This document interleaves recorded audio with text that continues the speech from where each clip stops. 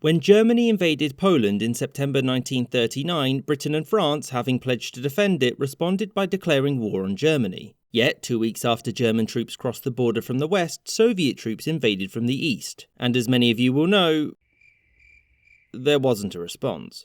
But why? Why didn't the Allies declare war on the USSR? So, a bit of background. Throughout the 20s and 30s, Britain was particularly concerned about Polish, existence, and felt that it guaranteeing Polish independence would be enough to deter foreign aggression forever. It was not. The British guarantee stated that it would defend Poland against an invasion by a European power. The treaty did have a secret protocol, though, that stated that European power actually meant Germany, and only Germany, and that in the event of a Soviet invasion, Britain and Poland would enter into discussions about mutual assistance. France had also agreed to support Poland, and much like Britain, only agreed to defend it against German aggression. Although France's agreement was much more informal and was an arrangement between the French and Polish militaries, not their governments, and so France technically had no obligations to Poland whatsoever. A slight snag came when the USSR and Germany signed the Molotov-Ribbentrop Pact, in which they agreed to supply each other with much-needed materials and expertise. The pact also secretly divided Poland up between them and also made clear to the rest of the world that they were going to economically support each other in the coming years. So the reason that Britain and France didn't declare war on the USSR was simple. They didn't have to.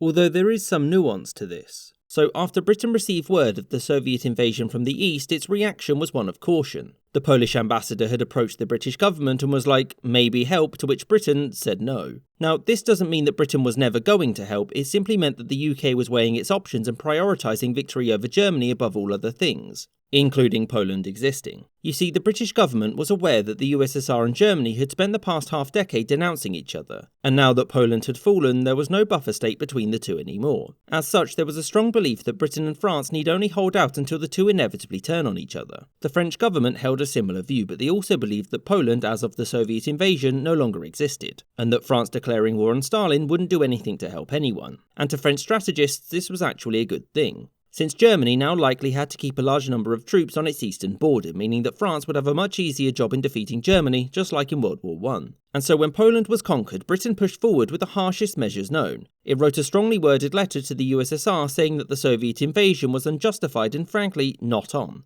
In the end, both the UK and France opted to continue relations with the USSR as if nothing had happened. This was done with the long view in mind. Both felt that Poland was entirely lost and that defeating Germany was now the only goal. France stressed that Soviet plans would likely soon clash with German plans and the two would soon be at each other's throats. For Britain, the policy was one of caution and waiting to see what the Soviet endgame was. The Soviet Union was seen as a potential future partner whose industrial might and manpower would greatly help in defeating Germany. And if the cost of that help was Eastern Poland, then France and Britain were happy to accept that. I hope you enjoyed this episode, and a special thanks to my Patreon supporters, James Bisonet, John Lucid, Danny Maloney, A Man of Culture, Marvin Cassow, John Bizquez, Mo, Rob Waterhouse, James Castaneda, Aaron the White, Jordan Longley, Gustav Swan, Marcus Arsner, Rashid Ali, Filda Oink Oink, Izzy, Spinning Three Plates, David Silverman, Maggie Paxkowski, Spencer Lightfoot, Winston Kaywood, Robert Wetzel, Anthony Beckett, Lexi Schwinn, Sky Chappelle and Kelly Moneymaker. Also, they'd have lost.